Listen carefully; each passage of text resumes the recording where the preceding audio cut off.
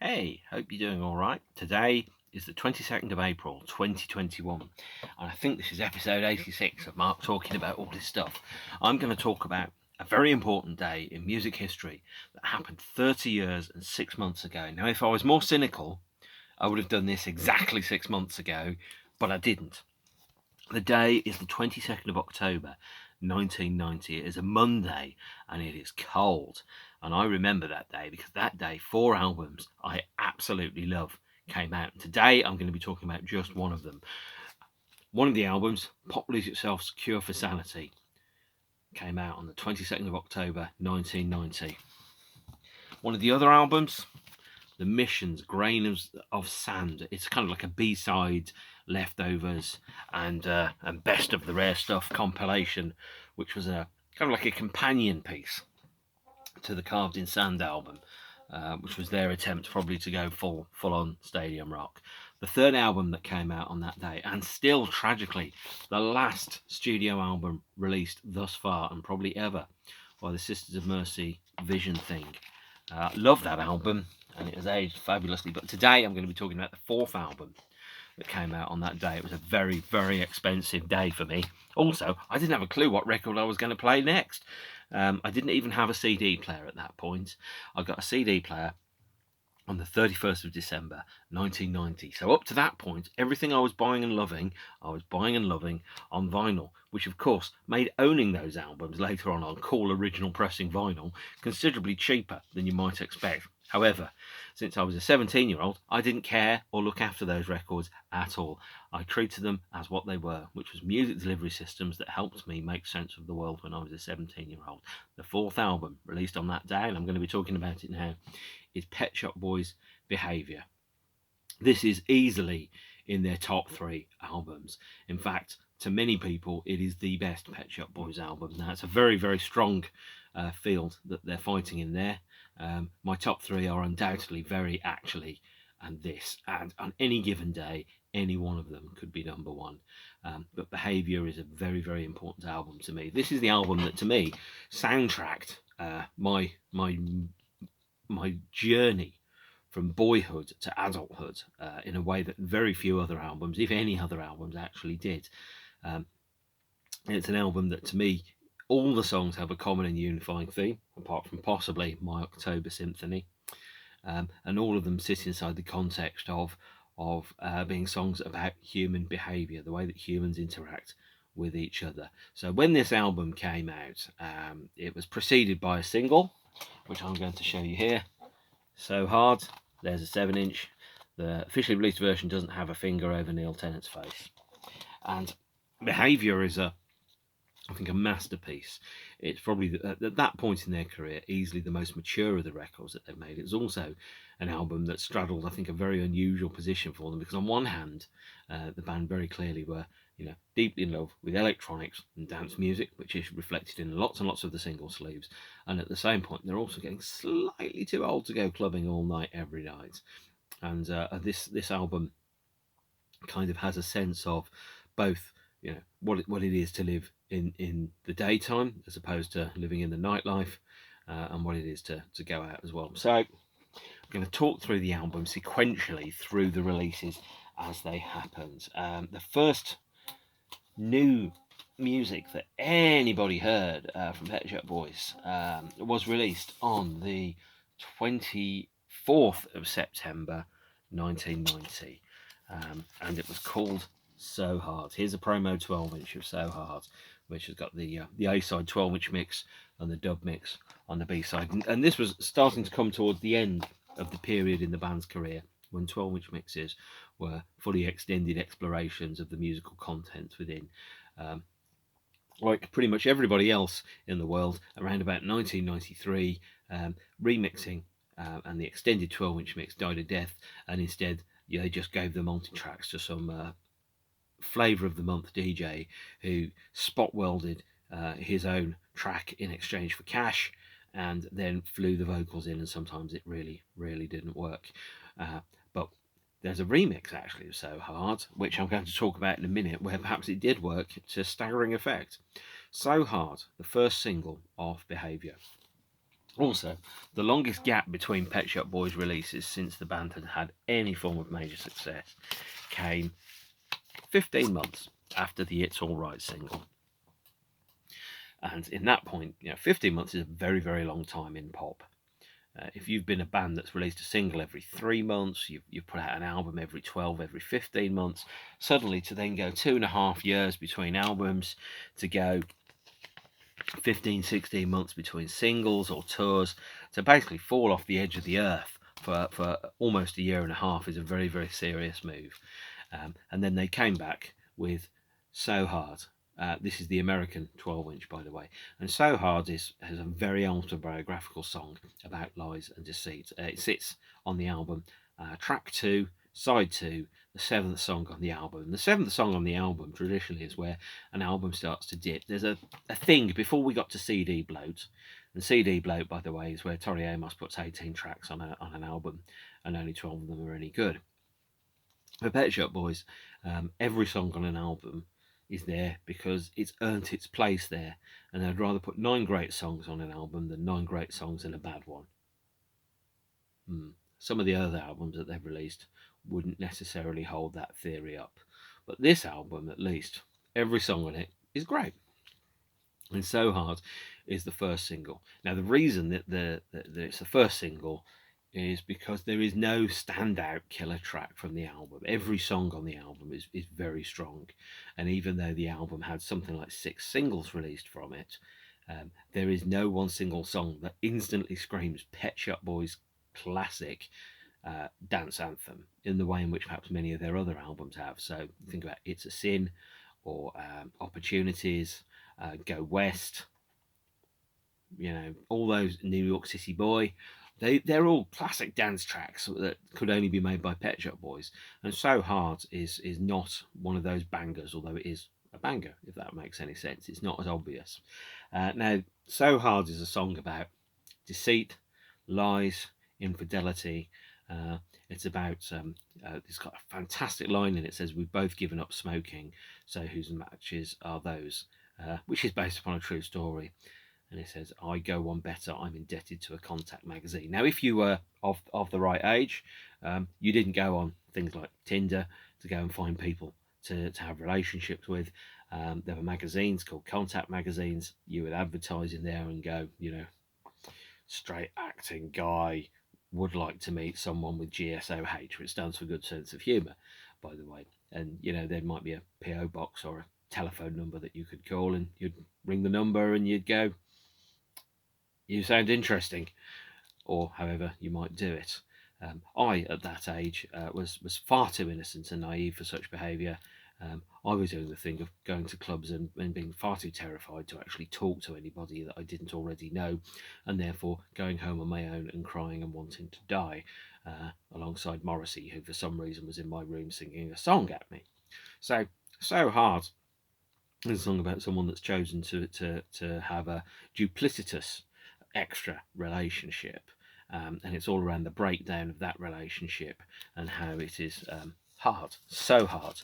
But of course, there's also the very, very British double entendre that goes inside the title. And So Hard is backed with a fantastic track called It Must Be Obvious, which has the most amazingly Beatley chorus, which goes, "Everybody knows when they look at us, of course they do, it must be obvious," which is an allusion to the fact that the band themselves as individuals were very, very private about their offstage lives and the innuendos that went with it, which of course ties in with the A-side of So Hard. So Hard, as you'll see, the band spend far more time on the sleeve for this, which is the remix by the KLF versus the Pet Shop Boys. It's pretty hard to get a hold of. I think you can listen to it on YouTube, by the way. This is a German import of it, which doesn't have this catalogue number, but they didn't change the sleeve on it. And by the way, the KLF remix of So Hard is completely reprogrammed and re-recorded by the KLF at Trans Central Studios, which was a flat in Brixton. But since it was in a different key, Neil actually re-sang the vocals. So this is a new KLF and Pet Shop Boys re-recording. It's not just a remix. And it's fabulous, and it's hard to get hold of. So that's So Hard, and the video for So Hard, by the way, is pretty important as well.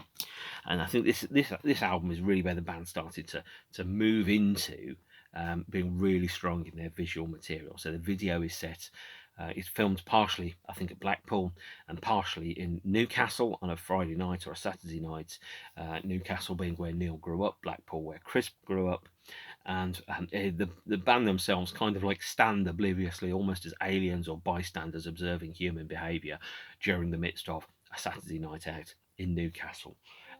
It's a fabulous video actually, and it really sets the tone for the album because the whole album, Behaviour, feels like it's observations upon human behaviour.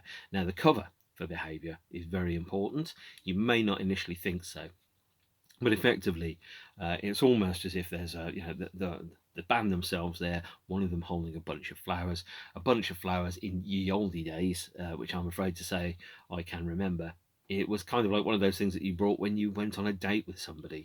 And so having the chair that's empty with the flowers on it kind of indicates that there's been some degree of human interaction or possibly even some kind of romance that's happening inside the record. It's dripping in illusions. And the album itself is packaged really, really well. I should point out, by the way, that as far as when it comes to dealing with packaging, Pet Shop Boys records are always, the quality control is pretty high on almost all of the original issues.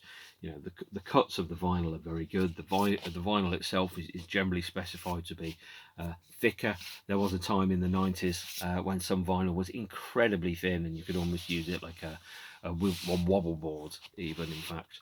And it just feels like you're buying a quality product. And having pictures of the band on, Mark Farrow, who has been the band's designer since about 1985, has very clearly kind of said that having the band on the cover is kind of like a signalling that you're getting a certain degree of Pet Shop Boys product. There's a certain visual language that works in, and having a picture of them at that point was indicating, kind of like when you have a picture of a mountain on a chocolate box, what the contents were going to be like inside. This is a 10-song album, and I think I'm going to have to really talk about the lyrics in quite some depth here, I'm afraid to say. So if you're one of those people that just listens to the music, this is not going to be vastly interesting to you. It's not quite a concept album, but it follows a narrative. So the first track on it is undoubtedly a Pet Shop Boys classic. It's Being Boring. And if anyone even Being Boring is probably the most Pet Shop Boys song title that there can ever be, come to think of it. And it's this wonderful song that's an almost like elegiac hymn to a past that can never be recaptured. At the time that you're living through history, you don't realise you're living through history. As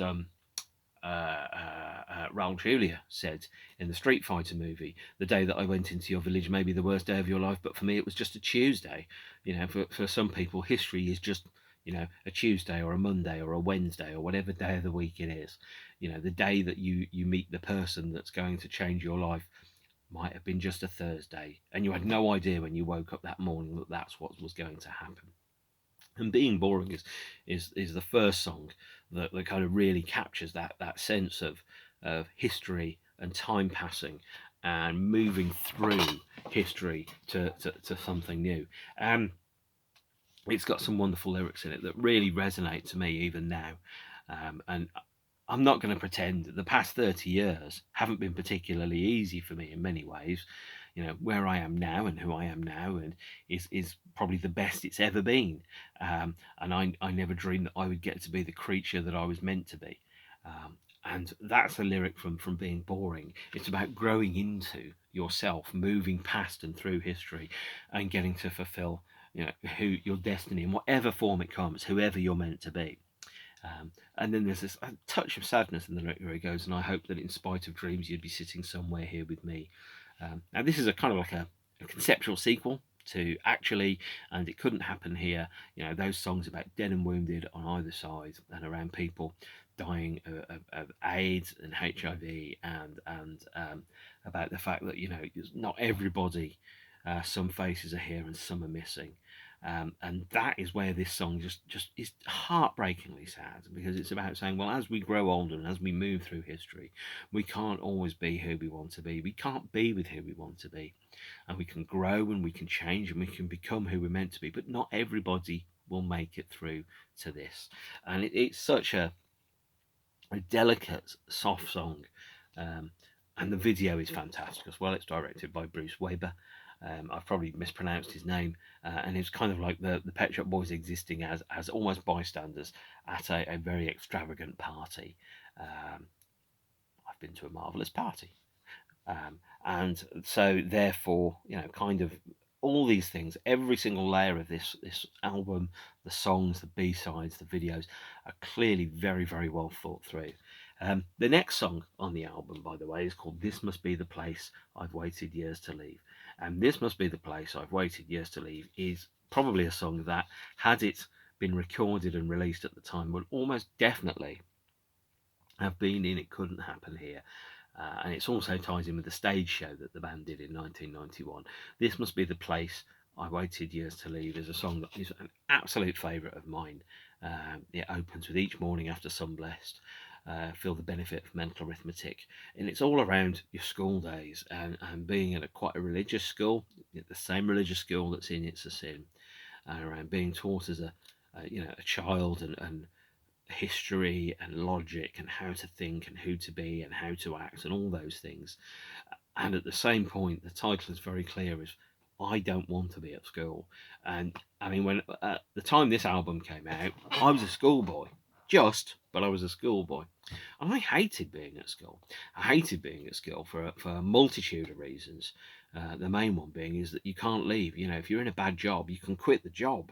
If you're in a bad relationship, you can end the relationship. If you're in a bad school, certainly in 1980s, 1990, it was really difficult to go, this school isn't working for me. I hate this school. And I hated my school because my school was chock full of bullies and idiots and morons.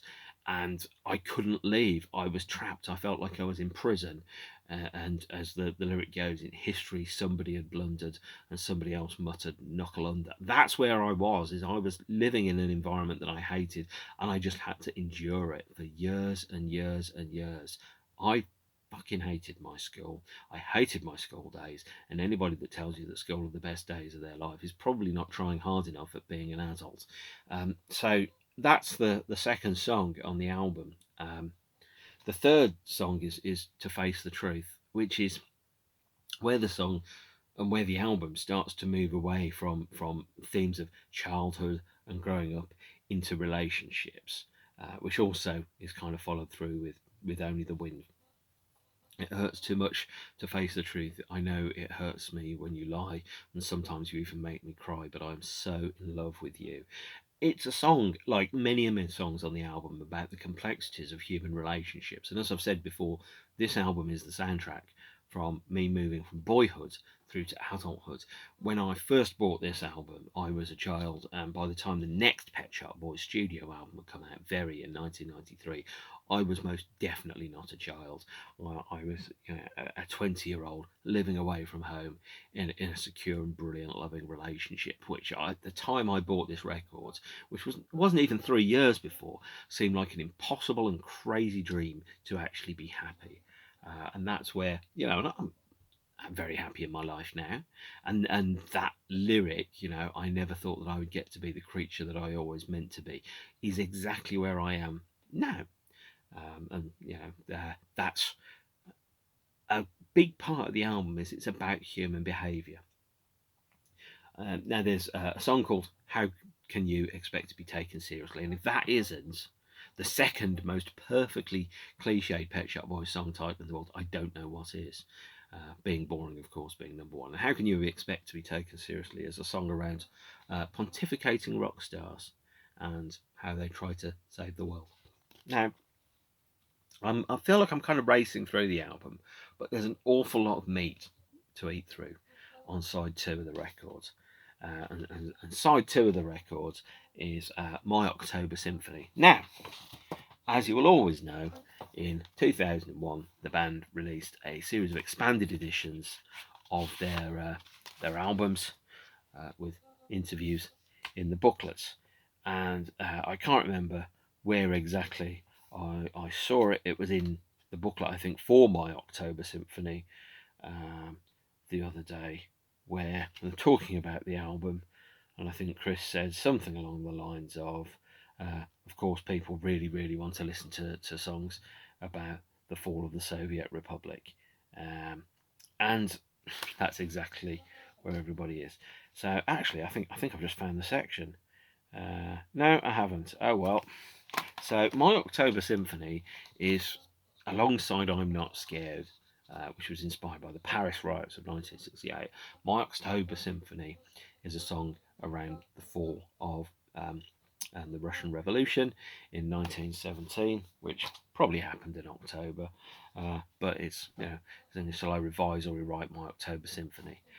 It's a song about politics and about Russian politics, and of course, you can't have a song on a Pet Shop Boys album without at least one of them being around politics, even if it isn't obviously so. The last four songs on this are absolute killers. It's all about the end of a relationship, the start of a relationship, and what happens at the end of that. It also features, by the way, in Nervously and Jealousy, two very, very early Pet Shop Boys songs. They're So Hard, which I've already talked about, and the next song after that is Nervously. And Nervously is one of the most delicate Pet Shop Boys songs. It's talking about a nervous boy who starting to have feelings and attraction for someone, and the gender of the person that they're attracted to isn't specified at all. And it kind of like it comes to an end, and it's almost like a palate cleanser before you get the last two big tracks. And the last two big tracks are The End of the World and Jealousy. And The End of the World is, in my opinion, one of the great unsung Pet Shop Boys classics. It's never been played live. It really, really should have been. And at the time, it was like completely autobiographical, in so much as for somehow it's probably the only song ever about living with a heartbroken teenager. And I was very definitely sharing a house with my brother who was difficult to live with, who no doubt will tell you the same thing. But there's lyrics in The End of the World about, shouts across the landing and doors slamming, and it's not the end of the world, it's just a boy or a girl. And there's context around that. It's almost like saying, well, I've been there, I've seen that, I survived it. It's not the end of the world. It just feels like it's the end of the world, is perhaps part of the lyric. And the other part of it was, I was living with an angry person who was a teenager, and there is an awful lot of that slamming and banging and doors slamming and all that stuff. It goes on. And it's got a fabulous guitar riff that sounds just like New Order. Although it's not actually true, I could argue that the guitar that's on there, probably Peter Hook's mum rang him up and went, "Have you got a new singer?" So she did that when In Between Days came out, by the way. The next and final track on this is Jealousy, and I think it might be the first song actually that the band wrote is Jealousy, which is around a dead of night and the clock strikes 10. I roam the streets in search of anyone who could take me home. It's one of those songs about love, loss, insecurity, and wanting to be with someone, but not necessarily being mature enough to deal with that. But also at the same point, the person that you're with not necessarily being mature enough to deal with concepts like, fidelity or exclusivity or anything like that. And there's this wonderful line where he goes, "And I never knew until I met you." And then there's a drum roll and an orchestra kicks off, and it's just glorious. It's a wonderful way to end the LP. And that is Behaviour. For me, I lived every song on Behaviour. I lived being boring. I lived This Must Be the Place I've waited years to leave. Obviously, I've never been a millionaire rock star politician, so how can you expect to be taken seriously? Might not be autobiographical, but I could see so much of myself in at least 8 of the songs on this album that it felt like almost an audio diary of my years from being 17 to being 20. And that's why it's an incredibly important album to me, is that when I was, when you're 17, 18, 19, and you're going through life and you go, well, is this new? Is this something that's meant to happen? Am I meant to feel like this? Is this normal, or is this just me? In the same way that, now that I'm a little bit older than that age, one of the questions I ask myself is there something wrong, or is this just, me being over the age of 40 that's an issue? I don't know. And the album really kind of helped me navigate my way through an uncharted map of emotions. And by the way, the door's open because the cat has come into the room. It's about 20 minutes into every video that the cat walks in. He's just going to poke his head around. If I can get to bring him up, I certainly will. Now, in Japan, Behaviour had a special and exclusive edition, which is a kind of like a felt lined box here with gold type on, and that on the back as well. It also came with, and this is what I'm going to have to do. Well, it's not a box, but let's pretend it's an unboxing video. It came with a CD and a special Japanese language booklet here, which oh look, there's a photo, and then there's lyrics in British, English, and then there's lyrics in Japanese as well, and photographs from the So Hard video shoot. Now, what made this one this an absolute must-have purchase is that the Japanese edition not only came in a felt box, it also came with a 3-inch CD. And you might remember, if you're very, very old like me, 3-inch CDs, mini CDs, were kind of like the size for CD singles. And this is a 3-inch CD that was only released with the Japanese editions of the album, that has 3 bonus tracks on it. It has a remix of This Must Be the Place I Have Waited Years to Leave, which is 9.5 minutes long. And it's got 2 new songs, Miserableism and Bet She's Not Your Girlfriend. And Miserableism is a lovely, fun song,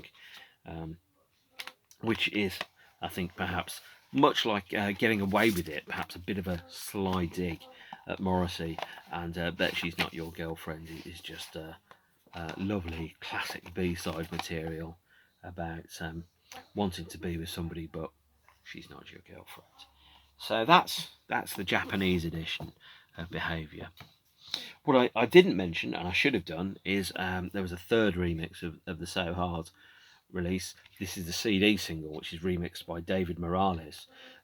And if the Bet Shop Boys have an opportunity to put a remix on anything, they always use the Red Zone mix of So Hard, which is on this German CD single. It's also on a very expensive German 12-inch. Wasn't released anywhere apart from Germany, I think. Certainly not in the UK. And of course, I had to go and buy it at an extortionate cost. But they did play this version of So Hard, the Red Zone mix, on the 2006 and 2007 Fundamental Tour. So with that album all done and dusted, of course, the band did what they normally do. They released an expanded edition in 2001, which has a couple of unreleased songs on it. One is called Generic Jingle, and the other one is an ambient mix of a B-side. Now, Generic Jingle is they co-hosted a TV show, or more correctly, a radio show for the BBC in 1991 when Steve Wright was, I think, on holiday, and they recorded generic jingles and they released them on this documentary CD called About Pet Shop Boys, which was broadcast on BBC Radio 1 in 1996 and then later sold through the band's fan club in 1997 as a 2 CD audio documentary of the band. There are 4 generic jingles that the band recorded. They only released 1 on here, so the 4 generic jingles are one called Pet Shop Boys, another one called Pet Shop Boys in the Morning, another one called Pet Shop Boys on Radio 1, and then the last one was a cover version of So Long Farewell, Auf Wiedersehen, Goodbye, which is on that CD. You undoubtedly be able to find them on YouTube, but the expanded edition of the album from 2001 is the one to get. The second single from the album was, or as already mentioned, was Being Boring. And this was the worst performing Pet Shop Boys single since the first release of Opportunities in June 1985. I think this one got to number 20 or number 26 in the charts. So it was the nearest thing to not a hit that they'd ever had. Now this, coupled with the fact that It's Alright had struggled in the charts a little, the band felt that they'd come to the end of their Imperial phase. The perception was maybe that Pet Shop Boys were starting to fall out of favour, and then maybe they're moving into the second phase of their career. From a commercial perspective, Being Boring was just a blip. It probably didn't sell very well because it came out in November. It didn't come out any other time of year. It wasn't a banging full-on dance anthem. It was a contemplative, thoughtful track that is an absolute classic. The 12-inch has a 10-minute extended version of the track on the A side. Easily one of the best 12-inch mixes of all time, which features a lot of extra Johnny Marr widdly woo guitar. And the B side is a track called We All Feel Better in the Dark. And We All Feel Better in the Dark is not very good. Now, I would buy 12 inches, 7 inches, CD singles. I'd buy them all because I wanted the stuff that I hadn't heard before. You know, I wasn't interested in having stuff I'd already heard. So if you're a rubbish metal band that puts album tracks on your B-sides, I'm not going to buy them. Not even if you're Guns N' Roses and you put them in a special gun-shaped pistol pack picture disc. I ain't going to buy it. It's the music that I love. Who am I kidding? I'm going to buy picture discs at some point. So, Being Boring is a classic track. We All Feel Better in the Dark. Not a classic track. Had a CD single which had 3 songs on it. It didn't have the extended mix of We All Feel Better in the Dark. And then the band moved into 1991, and there's a degree of consolidation around what's going on. What I forgot to mention is that there was also a second remix 12-inch of Being Boring called Being Remixed. They spent more time on designing this than the other one. Again, the catalogue number listed on the back. This has Marshall Jefferson remixes of Being Boring and Brothers in Rhythm remixes of We All Feel Better in the Dark, one of which is an ambient mix and the other one is the unambiguously titled After Hours Climax mix. And I have to say, I'm quite disappointed by the label designs here. The label designs are generic Parlophone label designs. I was hoping that even, the slight bit of care would have extended out through to the labels on the 12-inch singles, so it didn't look like it came out of a factory. It looked like a mass-produced work of art. But Being Remixed is very, very difficult to get hold of on CD. I think it was only released in Germany. So, the next single, the third single from the album, was only released in America. And it is called How Can You Expect to Be Taken Seriously? Here's a 12-inch of it. And it's got three mixes on the A side, a 12-inch mix, a 7-inch mix, and a classical reprise, which is a piano and orchestra arrangement. On the B side, we have the Marshall Jefferson remix of Being Boring and the 7-inch version of We All Feel Better in the Dark, because Being Boring wasn't released as a single in America. But for some bizarre reason I can't quite work out, the CD single that was released in America has the Marshall Jefferson remix of Being Boring on it, but it's also got the Trevor Horn mix of It's Alright, and I can't recall which version of that is, but it doesn't have the 12-inch mix of How Can You Expect to Be Taken Seriously. I'm going to have to... luckily, I was thinking the other day, maybe I need to get the remix CD of Being Boring, but now I've realised that the Being Remixed version on this CD is the same as on the German CD, so I don't need to get it. So the third single, How Can You Expect to Be Taken Seriously, wasn't released anywhere but America, and it was released in America instead of Being Boring.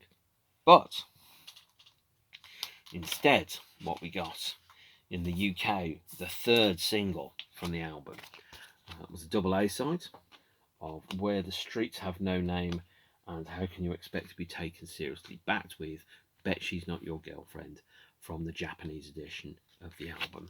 And if you look at the cover here, you will see that the cover here on this is ever so slightly different from the cover photograph on the American CD, as the woman standing in the background, I think, no, yeah, the woman that's standing on the shoulder of Neil there was taken off the cover on the CD single, but not on some of the other editions.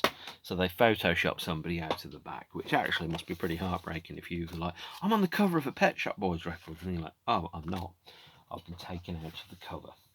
So, UK versions of Where the Streets Have No Name, CD single, backed with an extended mix of How Can You Be Taken Seriously, and the standard 7-inch mix of Where the Streets Have No Name, and Bet She's Not Your Girlfriend, and the classical reprise of How Can You Be expect to be, etc., etc., taken seriously. 7-inch version, 2 7-inch mixes, and there was a remix 12-inch. Well, that's a surprise, a remix 12-inch here by David Morales, and of both the A and the B sides. The Ragga Zone mix of How Can You Expect to Be Taken Seriously is awful. No need to track that down. Just listen to it on YouTube and then be going, woof, save myself 50p. But Where the Streets Have No Name was chosen because the band thought that, or Pet Shop Boys thought that the U2 studio track, those chiming guitars that you've got at the beginning of Where the Streets Have No Name, would easily lend themselves to a thumping techno remix, and then all of a sudden you've got a Pet Shop Boys track, and then it goes into I Love You Baby, and if it's quite alright I'll want to be with you until the end of the night, etc., etc. So Let Me Love You Baby, Can't Take My Eyes Off You. And it's lovely and it's cheesy and it's both a homage and a piss take and a pastiche all at the same time. It's just a classic track, actually. It's a classic cover version.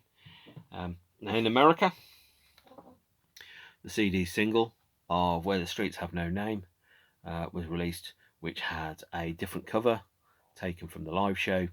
It's also got Bet She's Not Your Girlfriend on, which is its first American mix. It's also got the fifth track on it is I Want a Dog, Techno Funk Remix. And that is an alternate mix by Frankie Knuckles. Obviously, Frankie Knuckles being the chap who remixed I Want a Dog for the Introspective album. We've also then got an alternate mix of the Introspective album remix on this CD single. Luckily, I bought all these as they came out, because trying to track them all down now would both be exhausting, expensive, and boring. Fourth single from the album, or fifth, depending on your point of view, is the last song from the album, the last single from the album, Jealousy. This was a re-recording of the album version, which instead of featuring a synthesizer and orchestra, featured a fully recorded orchestra at Abbey Road Studios, and it's just a better, tighter, more expansive, more demonstrative version of the song. We have, of course, the miserable Neil Tennant on the 7-inch, the quite excitable Chris Lowe on the 12-inch, and the B-side, by the way, of Jealousy is the Pet Shop Boys cover version of Losing My Mind, which is in fact the demo version that they recorded for Liza Minnelli to demonstrate how the version might work, which was on the Results album, was a hit single, which was then remixed and having some additional programming that was added to it just to make the song sound a little bit different, some extra overdubs and changing some bits and bobs here and there. Naturally, there's a CD single, which has the 7-inch mix of Jealousy and 2 mixes of Losing My Mind on it. There is also, for the first time, not a remix 12-inch, but instead the remix CD. And the remix CD has an extended version of Jealousy on it. It's got an extended mix of This Must Be the Place I've Waited Years to Leave, which is not, by the way, the same as the version that's on the Japanese edition of the album. This version on the CD single is 2 minutes shorter. There's a whole section of repeated and affected drum loops that's taken out of it. So you're not missing anything by not having this. You're missing 2 minutes of boring drum machines. And the third track on it is the Red Zone mix of So Hard from the previous German-only CD single. So, where does that put us? That puts us at the end of the album, by the way. But it doesn't put us at the end of the period, because in 1991, the band went out and they did their second world tour. I had the good fortune of seeing them at the Birmingham NEC on, I think it was Monday the 3rd of June, which was filmed, by the way, for this DVD performance, recorded over 3 days. Now, the reason I'm pointing out this is also because there's a Paul Simon flyer on the background, which someone has crossed out. It wasn't me. But that's a flyer for Pet Shop Boys at the Birmingham NEC. And this is the DVD. And I mean, I've been to, a few shows at this point in time. I had no idea going in to see this what I was about to see. I had no concept of how revolutionary the staging and the tour might be. no grasp of it whatsoever. In this one, they put all their songs together in a narrative that kind of detailed the battle between good and the devil, as seen through the prism of Pet Shop Boys songs, starting from "This Must Be the Place I've Waited Years to Leave," where they're dressed as school children, and "It's a Sin," where they're castigated as school children, through the end of relationships and adulthood and maturity, through to the last song of the set, which is "Your Funny Uncle," which was written about Neil Tennant attending a funeral, while the band and all the people that are on stage with them are dressed as angels. It really is, the life and death from cradle to grave of the band's body of work set inside a narrative. And to an extent, it feels like it might have been a recasting or a remaking of "It Couldn't Happen Here," done the band's way on stage. And it was a really interesting period. There was also the first live bootleg LP of Pet Shop Boys, this one recorded at the Birmingham NEC.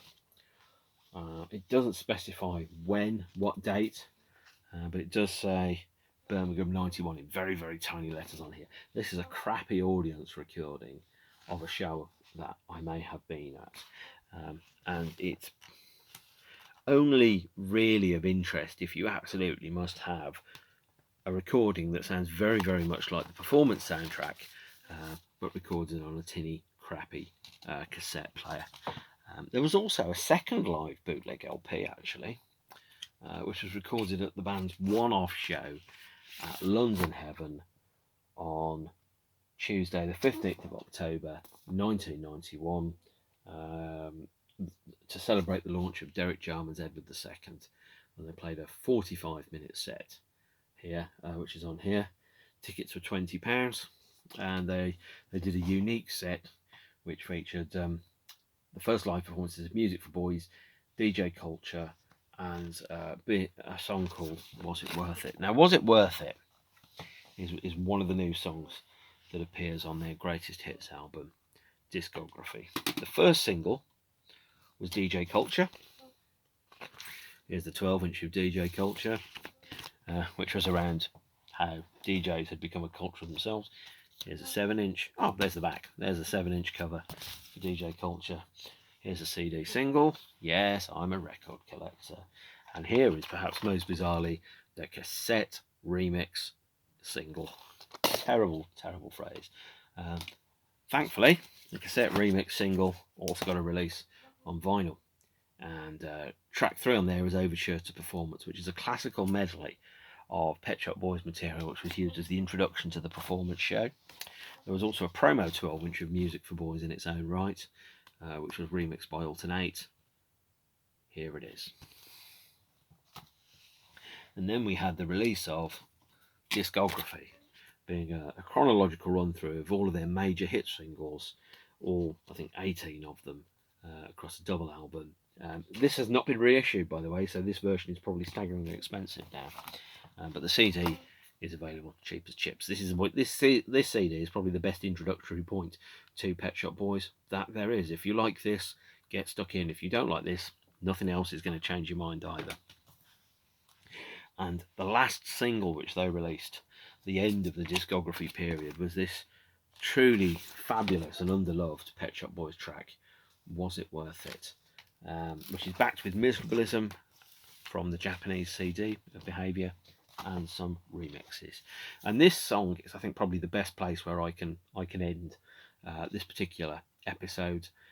The only other thing I will very quickly mention is that there is a Chris Heath book, literally, which follows or Pet Shop Boys versus America, which follows the American leg of the tour in much the same way as the 1989 tour diary literally does. And it's recently been reprinted, so if you need it, go get it. I'm going to wrap up on a rare note of optimism, because "Was It Worth It" is one of the best love songs that's ever been written. It's this euphoric song around going through trials and tribulations, and at the end it goes, "Was it worth it? Yes, it's worth living for." And as the song reaches a huge climax and it fades out at the end, Neil Tennant sings, "I don't know why I never thought I'd fall in love." And at the time this record came out, I was single and I wanted to fall in love, and I wanted to have good, adequate, respectful adult relationships. And very soon after this record came out, I don't know why, but I did. I fell in love, and it was a beautiful experience. And every time I hear this song, I think about the person that I was at the age of 18 in Leicester, living on my own for the first time, away from home, single and broke. And I don't know why I never thought I'd fall in love, and then I did. I've been an incredibly lucky man throughout all of my life for all the experiences that I've had with all of the people that I've had them with. And this band have been a soundtrack for my life all the way through. They've grown up, grown old, and grown bolder with me, and that is where I'm going to end it. Thank you so much for your time. I bet none of you have made it to the end of this. And if you have, then brilliant and fantastic, and I will see you all again on another episode. If you've got any comments, questions, things that you'd like to hear me talk about, do put something into the comments box below. Do like and subscribe as Adam Buxton sings it, and I will see you all again soon. Thank you for letting me talk about one of my favourite albums for 45 minutes. Although, to be honest, there's nobody else in the room. You couldn't stop me. So there you go. Have a lovely time in the meantime, and I'll see you all later. Bye.